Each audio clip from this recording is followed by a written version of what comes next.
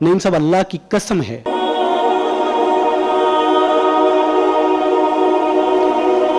मैं और मेरे बच्चे आज स्कूल की रात सोए, स्कूल की नहीं सोए हम। अभी भी इन दिनों की बात मैं आपके इल्म में लाऊं, आप में से बहुत सारे भाई जानते हैं कि मेरी एक जॉब है और मैं अपने इदारे ही की तरफ से जलालपुर में, जहां सैलाब आया, आप सब लोग जानते हैं, वहां तब से मौजूद हूं जब से सैलाब आया। अब यकीन करिए, आज भी जब हम बात कर रहे हैं, आज भी घरों में इतने बिस्तर नहीं है कि घर के अगर 6 या 8 अफराद हैं या 10 अफराद हैं कि वो बिस्तर में सो सके। इदारों ने दिए हैं, तंजीमों ने बांटे हैं, क्योंकि घरों में बिस्तर रहे नहीं उनके। पानी इतना ज्यादा था और इतना, यानी 10-10 फुट 12-12 फीट पानी था, पेटियों में बड़े बिस्तर बहा के ले गया, और जो कमरे बंद होने की वजह से अंदर रह गए वो इस्तेमाल के काबिल नहीं है। तो ये 20-25 दिन पहले वहां एक तकसीम हुई, तकसीम के बाद लोगों ने बिस्तर लिए अपने घरों में चले गए। चूंकि हमारा वहां तामीर का काम भी है, कमरों की तामीर का, हम जाते रहते हैं। तो जब हम गए तो एक भाई मुझे मिला, उसने कहा कि नईम साहब, अल्लाह की कसम है,